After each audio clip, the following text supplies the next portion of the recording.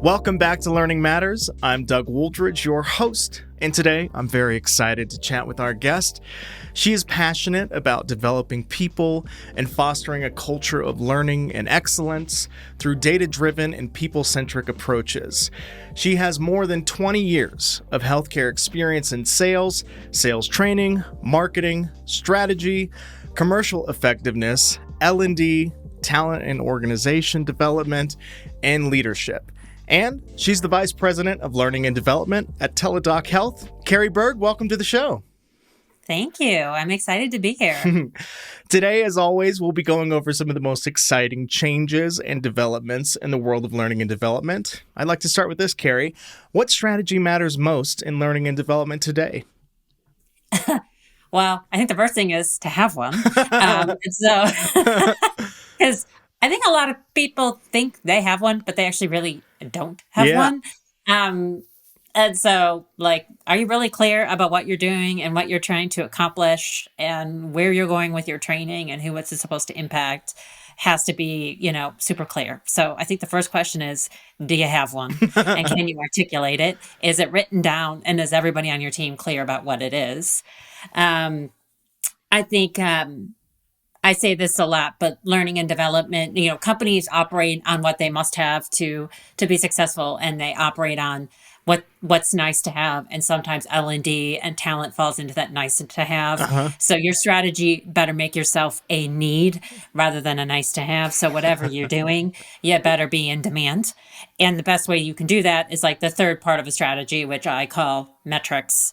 And it's got to be more than we had 50 people do this, module. It really needs to be about they learn something, they change to behavior. People who attend our courses stay with the company. Managers who attend our courses have higher engagement scores on their team. All of these things that prove a real ROI, whether that's cash money or whether it's our talented people are staying and growing within the organization. Your metrics need to back up the strategy that you have put together. 100% agree. Has this always been the case, or was there an aha moment that brought you to this, that maybe you walked into an organization and maybe they thought they had a strategy well-defined, but they really didn't? Yeah, I think there's been a couple aha moments because in my career, I've gone into companies and started training programs from scratch. Where Sounds they were we need something and we need you to build it, and we don't really even know what that is, but we just need you to do something. Yeah. And which is gravy, actually, because it's the opportunity to create a department from scratch and have it really mean something to the business and define what learning means to the business and be the one to do that is really a tremendous opportunity and great learning for everyone.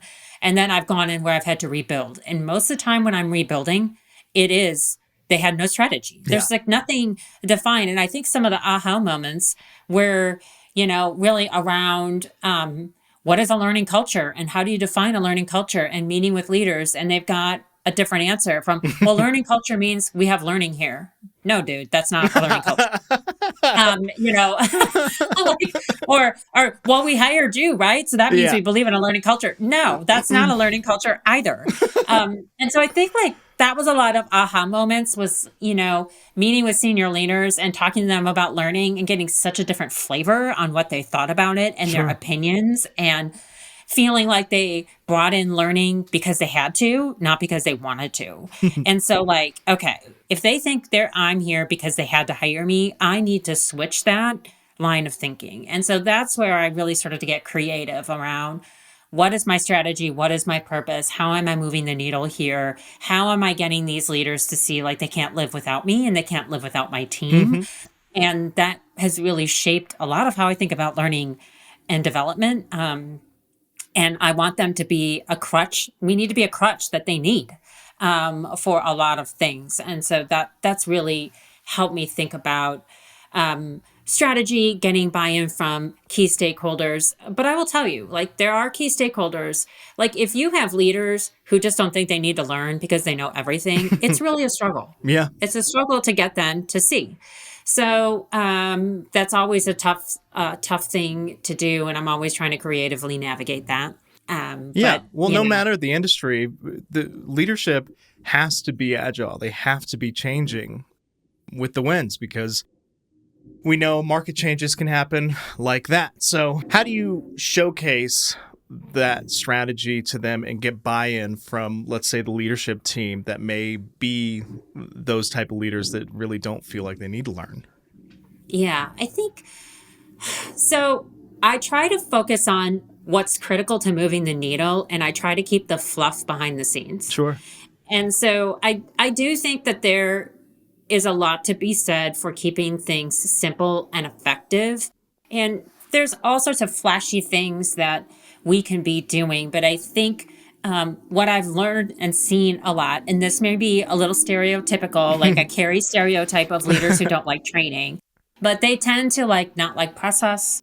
They tend to, want to be free flowing. They don't want to feel confined. Yeah. They don't want to feel like, they want to believe that the way that they're doing things is at the highest level possible. So therefore, what could I get out of training? And training is just going to modify everything. And so if I go forth with very simple strategic ideas on how to incorporate learning and how to get people to kind of see things differently, and high impact things. So for example, 360s are a very high impact way to get people to kind of see something from a different point of view.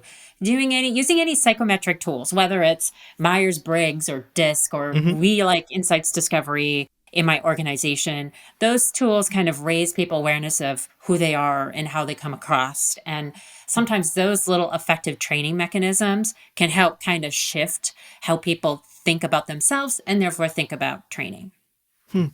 And how do you showcase, or how do you get buy-in for learners that aren't in that leadership role, learners that are just maybe doing, let's say, compliance stuff, or just learning how to jump into their brand new role?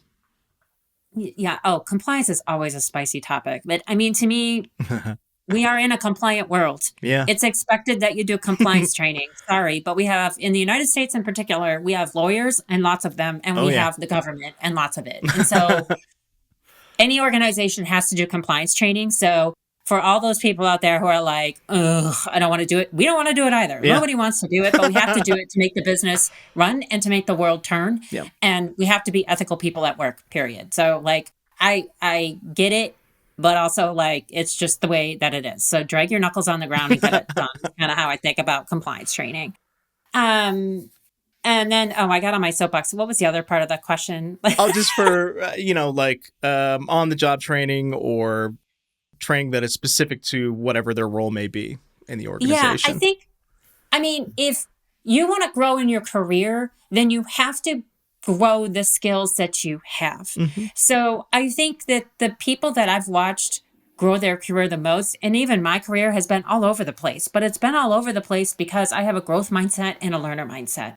And so not all jobs are about these specific tasks that you do. A lot of jobs are about the skills that you had. And skills-based kind of job descriptions and learning are kind of an up and coming. That's our next buzzword in the L&D space, is like skills training. But skills and transferable skills are legitimate things. Like, I can tell you that I've been in sales. I've been in sales leadership. I've been in operations. I've been in marketing. But all of those things, I have transferred my skills and be able to demonstrate that I can transfer those skills to all of those things. And they're very basic skills, like being able to communicate, having project management skills, being able to hold people accountable to what they're doing, being able to articulate what I'm doing and doing it well. Those are all like basic, what I would consider just fundamental work skills that everybody should have. So if you're in your career now and you want to move ahead, you need to be able to say, what am I good at? And what am I not so good at? Yeah. And what are my opportunities of weakness that I can grow? And then going back to your learning and development team and saying, okay, I need help with this, and I need help with this, or I need help with this, or do you have a program? And look at what they've got. And a lot of our learning and development programs are intended to be broad and to serve a broad population of people to help them with some of those fundamental skills like communication, like accountability, like delegation, being able to give feedback, all of those things that everybody needs to have to do the job. And then, of course, you've got all these other little things that mean the most, like engineers need specific training on things. The finance team needs specific training, legal, things like that. But I think where the L&D team really excels is this category of like business acumen and knowing the business and dealing with all of those things. And then the people side of it. And how do you work with people? How do you be a better people person? And all of those things. And those are skills that will follow you anywhere and everywhere you go into retirement. Yeah. And so those are the things that you need to focus on. And that's what people need to focus on in order to move up in their jobs. And I think L&D programs in general are remiss if they don't focus on some of those core skills. Yeah. And do you find that there's, with the new generation of workers coming in, do you find that there's a little gap there between how they learn as opposed to how millennials or how Gen Xers learn? Yeah, I think the newer generation of people have very high expectations out of what they're getting out of learning in their company, and they expect it and they want it and they demand it. Whereas I think Gen X, and I can say this because I am part of Gen X, we're a little like, well, I'll do it if I got time. I'm so tenured and experienced. I learned to drive a Pinto. Like, I know all the things. Yeah. And so I think over time, it's really changed where this newer workforce coming in actually wants to learn and they expect you to provide it. And I'm actually seeing this a lot more in new startup companies that are being started by this younger generation, and they're bringing on learning talent early. Yeah. Like, they're not waiting till they're 100 or 200 person company. That learning person is being brought in when they're 25 to 50 people. And it's because they want this talent and learning to be built into the culture of the organization as it grows. And that's how critical they see it. And honestly, I think it's super exciting to kind of have this generation that's like, give me more, let me learn, let me tap into whatever it is that you have. And also kind of pushing some of us old stodgy L&D leaders on how we think and the learning that we provide, and like, give me something more. And so I think it's great. Why do you think that it took longer for major established corporations to dig into the necessity for learning as opposed to the new generation who's just ready and eager to embrace it? Well, when I think about, even if I just reflect on myself, in a lot of ways, we were just expected to learn on our own. Like, you'll figure it out. Yeah. You'll figure it out. It'll just happen. You stumbled and you fell, but you just kind of like figure it out. And so I think we are this generation that, well, I don't know how to do it, but I'll figure it out somehow, right? Whereas the younger generations coming in are like, I don't know how to do it. And by the way, I need you to help me figure it out, and we were more like, no, I don't need those IKEA instructions for this furniture. I'm just going to put it together. Like, I don't need that stuff. And then we put it together wrong, and then we take it back apart, and then we put it back together again. And we just keep, we became, our pride got in the way. And I think in my generation, it took us a long time to learn stuff. But then we lean on this crutch of like, but you have to learn by doing. Yeah. And the reality is like, some of that is true. There is a lot, there's this 70-20-10 rule in learning, right? 70% of what you do, you're going to learn on your job, and you're going to learn by doing, and you're going to learn the hard way. That's a fact. But I think what the newer generation wants is more guidance and more like, walls and, blockers to how they do it. They want to be in the bowling alley, and they want to be assured that bowling ball is going to hit a pin. And they want less gutter balls. Yeah. And so like, whereas Gen X was like, whatever, I'll just keep bowling. Like, I don't know, I'll just keep bowling. And if I get 6 gutter balls in the row, eventually I'm going to hit a pin, And so it's just a different way of thinking. Yeah. That, not that it was bad for Gen X to be that way, but I just think we've evolved. Yeah. And I think technology has made it a lot easier to get access to all the things that I didn't have. I had a bag phone in college, and, I had worked when there was pagers and stuff. And I thought it was so cool having a pager with a keyboard on it, so like. It was cool, by the way. It was cool. It was cool. It was legitimately cool, but it's just, we've evolved and technology's evolved. Yeah. It just seems like the new style of learning and the new folks coming into the learning pool allow for companies to grow just much quicker because there's so many less gutter balls. And that you can find success early and often. And I just think that is such an exciting opportunity for companies to grow at a much faster pace. Yep. Are there any top trends that you're super excited about in the world of learning and development right now? Oh God. Well, I will just tell you that I'm tired of AI, and I know that sounds really weird, but No, it's not. AI is necessary. It's here. It's Maybe. here to stay. Everybody's talking about it. It's the buzzword. Just like 4 years ago, we were like, "Oh my gosh, are we going to train in person? Or are we going to keep everybody online now? Uh-huh. We're going to do hybrid learning, hybrid learning, hybrid learning." And now it's AI, AI, AI, AI. And then I see skills based learning is going to be like the next big thing that we Uh-huh. talk about. Look, I mean, I equate AI to Google. At one point, we had Google, and then you Googled it. Just Google it. Like, Yes. it's now an action. Like, you Google it. Now you're just going to chat GPT it. And it's all about what are the right questions that I ask Google, and now what are the right prompts that I ask chat GPT. And so, like, I think AI is critical. I think it's going to change how we work. But everybody is talking about it in such a nebulous way that, nobody has really been able to articulate it'll make you more efficient. Okay, how? Yes. You know, it'll make your job easier. Okay, how? Like, so when I'm making a training module, we would make a training module and then we might Google something on the side. Okay, so Mhm. instead of Google something on the side, I'm going to chat GPT it on the side. And then you have LMS systems coming in and say, well, we'll build AI into your tool for you. Well, that's interesting, but then you're going to charge me a ton for it when I can still just chat GPT it on the side for free. And when you put the AI into the LMS, it's not actually looking at all of my content Right. and letting me use AI within my Exactly. existing content.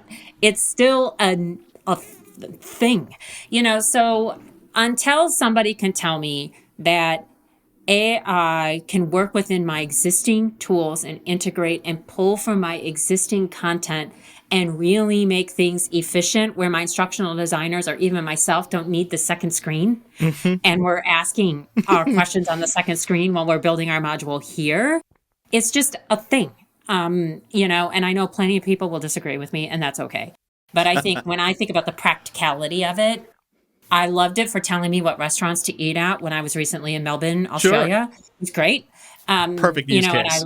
yes, and I love it, for, telling me like, why is the fan in my stove still running, even though it's been off for like 2 hours? Like, it's great, but it isn't going to dramatically change how I'm doing my business until some of our vendors and all of that can really incorporate AI and tell me what it's supposed to make me really efficient Hmm. on the day to day.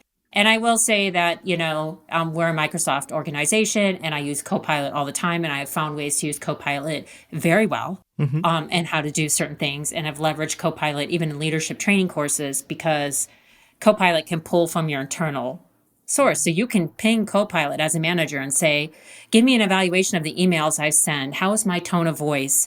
Are my emails clear? And Copilot will tell you. Yeah. It'll tell you. So that's great. I love that. But are people actually taking that feedback and writing emails differently? I don't know. I think where it gets real sticky is when you start having subject matter experts review your training that you've built using AI, and they're like, "This information's wrong." So when you start leaning too heavily into AI, and then you're not doing the due diligence to go back and check your work, well, check its work, you just end up having to do a bunch of rework anyway. And also now your subject matter expert is upset and they have taken an hour out of their time to review it, and their time is valuable. So Yes, those are the biggest absolutely. issues I see, is that oftentimes folks are just like, no, this is the end all be all. This is the greatest thing ever. And then you're like, you look into it, you're like, well, you're right. It is great for finding restaurants and stuff and little things. But when it comes to the big decisions, and I think learning is a big decision, and a major factor in what can make or break a successful organization, is it really worthwhile to use it? Are there any projects or initiatives that you are super excited about for this year? Yeah, I'm always really excited when my team comes up with unique programs internally for the organization. And I think it's fun. We've been doing a lot of, meet how to conduct more effective meetings and meeting magic, Mm-hmm. and leading with executive presence is one of our programs that I really has evolved over time, but it's really focused on executive development. I think those are great. And, I think that every year we're evolving our metrics. Yeah. So kind of going back to the strategy piece and thinking of how can we encapsulate everything that we're doing in a way that's really powerful. So, for us tying, employee engagement to customer satisfaction and seeing how Mm-hmm. those connect, I think is a really powerful metric. And then taking some of those engagement metrics and tying them to manager efficacy and things like that, I think are great. The other thing that I am really, really excited about is every year it's a challenge to the team to figure out how to use our existing tools in a different and better way. Hmm. And so, are we really using this feature of this LMS that we have in the best way possible? Yeah. Are we really using this feature of Smartsheet or Excel or whatever tool that you have at your hands? Are there things we don't know about it that we could be leveraging? So, having my team kind of teach themselves a little bit more about these tools that we're using and realizing, oh, we bought this tool or this tool is part of the suite in the organization and we're only leveraging 20% of it. Yeah. But like we could be doing this, and this.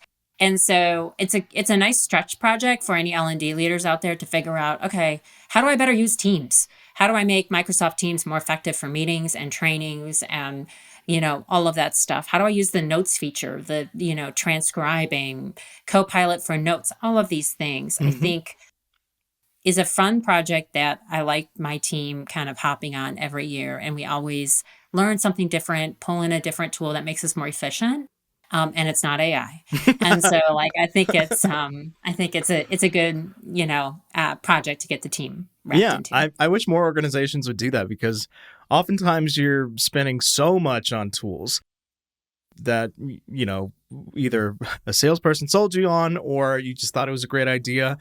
And then you kind of forget because there's so many different options of tools that you can use within your organization. So having a full team of folks be like, all right, let's make sure that we're actually using these tools. And if not, we'll get rid of them. If we are using them, how can we use them better? I think that's really awesome. Yeah. Is there a challenge that you and your team had recently that you're most proud of? Oh boy. It's always a challenge. So we tend to kind of go through our calendar year of programming, and then we spend January and February reflecting on what did we do the last year? Mm-hmm. What was good? What was bad? What do we want to modify? I think any good learning and development program is always redoing and updating their content. And I think that in an organization that's gone through a lot of change and had a lot of, moving pieces and things like that, I think the challenge has been how do we keep these wide variety of clients happy and satisfied with low resources, low money, and all of that. And we're always trying to creatively solve for that challenge. And all still by trying to be seen as a need. Mm-hmm. So, it's just an interesting exercise to go through as far as, you know, who are our programs reaching and how can we broaden that scope, but we're not going to get any more money and we're not going to get any more people this year. And it's a legitimate challenge that I think everybody encounters Yeah. in learning and development. And so, I think we came up with some different programs and we flexed some of our existing programs to try to get to more people. And we also have a large international presence. And we don't have an international learning and development team. And so, like, how can we better engage that international group with what we have? What can we throw up and offer up with more translations or to better suit timelines time zones? Because it's extremely difficult to run management training here and where I am in Chicago in the central time zone and keep somebody engaged in Spain when it's at the end of their workday. Mm-hmm. And I'm going to make them sit through 2 hours of management training. So like, how can we better, kind of reach those groups? So I think a good challenge is we've come up with some new ideas this year for how to reach those groups. And it's a challenge we come to every year. And it really requires you to think differently and be ready to kind of like reflect and give yourself some hard feedback, but keep things moving. Yeah. And that's you hit the nail on the head. Keep things moving is, I feel like, a lot of what folks is their main focus in an organization, but they don't have the reflection point beforehand. So having that and spending the first 2 months out of the year working on reflection of the last year, I think is incredibly important. And I would imagine you have it's much easier to find successes and keep the train moving as opposed to, a couple months down the line being like, oh, whoops, we forgot to think about this, or maybe this didn't work last year and we were just kind of hoping that this would work this year, and it just didn't. Yes. Yeah. I think too, I'll just say in reflection, it's really important for our L&D teams to be gathering feedback all the time and getting some of that data that they can use to support the debrief and the reflection.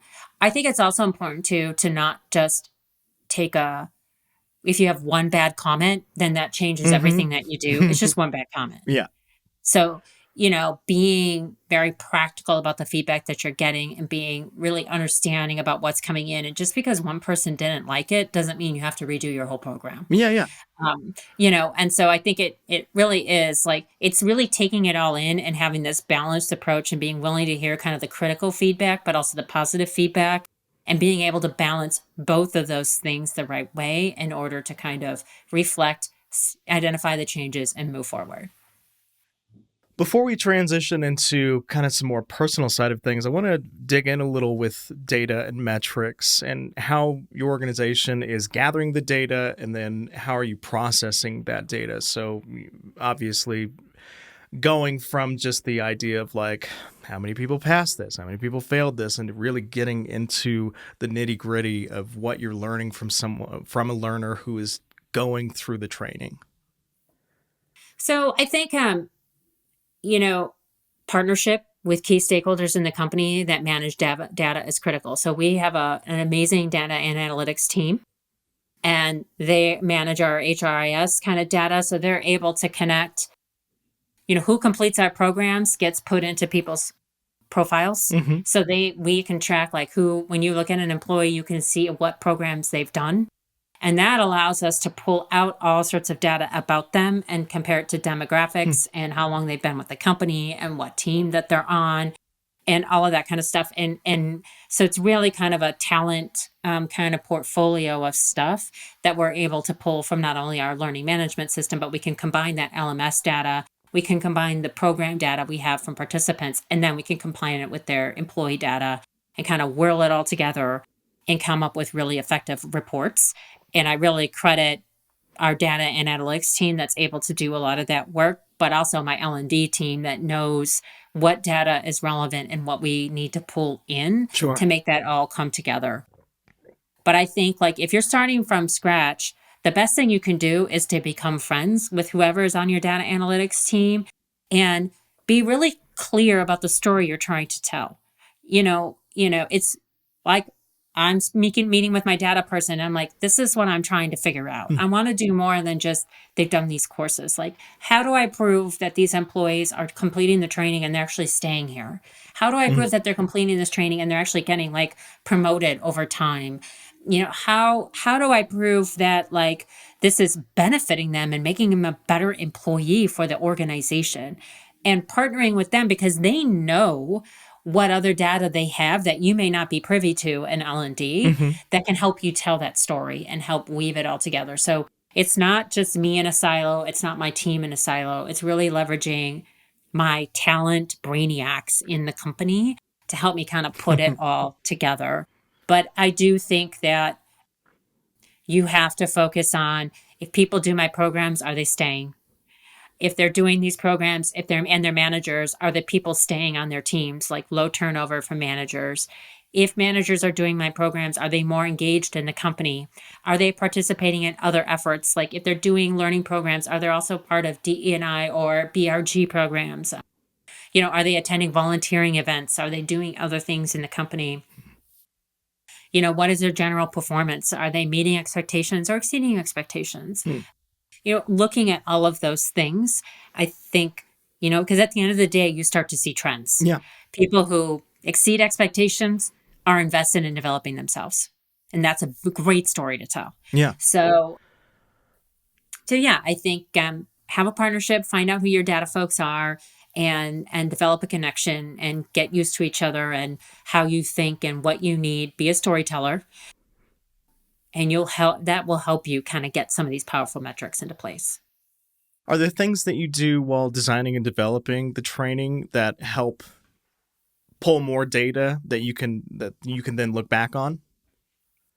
Sometimes, I mean, like if we see that we've got a growth of people being promoted to manager level, Hmm. that's like, okay, we need to design the management training to be a little bit more nuanced for newer managers, Sure. or we ended up creating just a separate program for new managers because there was so many people getting promoted into that new manager role.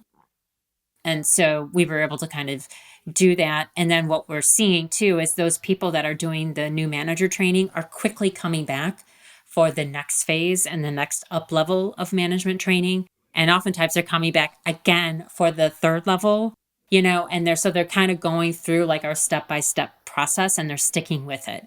So that means that they benefited from it, they see the value in it, they want to be better people leaders. They're learning how to be better people leaders and they're leveraging our programs to get there. So I think that's a good example of kind of using that data. And and then we have some people who take the class and then they want to take it again. So I think that's also says a lot too about the quality of the program. Yeah, it sounds like an incredibly healthy organization. Well, I'd like to get into a little more personal side of things. So tell me about you, Carrie. Take me back to little Carrie days. What led you to become the VP of Learning and Development at Teladoc Health? Oh my gosh. Well, growing up, I had no idea what I wanted to be, which I know is really weird. But my dad was a teacher, and he always said, "You're going to be a teacher someday." How did he know? I have no idea. I think there must be something about talking and talking a lot. Maybe I don't know, but I went into the healthcare space because I really had some health issues, and I changed those and I fixed those, and I really wanted to be a healthier person growing up. And I started working in the hospital setting and I realized that like healthcare was really important to me, caring for people, making sure they were living, you know, their healthiest lives in whatever way I could connect to that. I wanted to be a part of it. And then I kind of got pulled into this medical device space where I could still help people with their healthcare, but get paid a little bit more, and be a little bit more involved in a more challenging space. And once I kind of got into medical device sales, I was busy training all of these people that had, no training, no healthcare background. And that's where I realized, like, oh, I'm actually good at teaching people complex concepts and dumbing it down for them. And that's kind of where my like being a professional teacher evolved. So my dad was right. What he told me as a kid is that I'm going to be a teacher someday. He ended up being right, and over time my career's just kind of evolved into being that sales trainer to kind of spending time in marketing and doing time spending time doing physician training, and then kind of landing in L&D because I was at all these little companies that not only needed sales training, but they also needed just general learning and development. And, Hmm. here I am. But I think if I looked back on my childhood, I would have no idea I would have landed here doing this. But I think I found my sweet spot. And so that it just took me a little bit. I'm where I need to be. It's funny how often I hear very similar stories of folks just finding themselves in L&D and they just kind of fell into it. But it does seem like the right place for a lot of folks who just have that ability to go into a room with confidence and be able to teach people what they need to move on in their career, move up in the world, and even just get their foot in the door. So I think it's a special skill set that not a lot of people have, but when you can really change people's lives like that, it's powerful. Mm-hmm. Yeah. If you could go back in time, let's say just out of college days, what would you tell yourself? What would you need to hear? Well, I think the first thing that comes to mind is like, it's all going to be okay. Yeah. Yeah. You will make money someday. You won't have to keep working 3 jobs and eating ramen. Oh, Like, you're no. gonna be fine. Yeah, you're gonna have health insurance someday, I promise you. So I think that would be, one thing. But I think the second thing is always be open to learning and appreciating the other perspective. And so I think I had kind of had to learn through some tough career lessons that people don't think the same way that you do. Yeah. Everybody in this world comes from their own bubble. And then they go to college and they meet everybody else who just came from their own little bubble. And that bubble shapes how they think and how they act and how they do things. And at one point, I was like, I think I want to break my bubble and I want to learn more about the rest of the world and all of that. And I think that's what's led me to be an avid traveler and exploring other cultures, and also has led me a little bit to the learning and development space. And it's that, like, learning to work with all sorts of different personalities and people and figuring out what makes them tick and why do they have that thought process and where did that come from, and really appreciating that. I wish I would have learned it earlier in my career. I'm glad I know it now. But I think if I could go back and say, hey, just knock, knock, knock, just be open to other people's bubbles, and all of that, I think I could be a little bit further along in my career than I am now. I love it. Well, before I get you out of here, where can people connect with you, Carrie? I'm on LinkedIn. I'm easy to find. There's not a lot of Carrie Bergs in the world. Thank you very much. So feel free to find me on LinkedIn. I love to connect, learn so much from other people and where they are. And I think, we're a very interesting time right now in the professional workspace. So I think connecting is more important than ever before. I couldn't agree more. Well, thank you, Carrie. This has been a wonderful conversation. Really appreciate you coming on today. Thank you for having me. And thank you, listeners. If you learned something today or had a laugh, tell someone about the show. Thanks again, Carrie. Thank you. This has been another episode of Learning Matters. As always, like and subscribe wherever you get your podcasts. And don't hesitate to reach out to us here at TTC Innovations to learn more about how we can help you with your training needs. See you next time.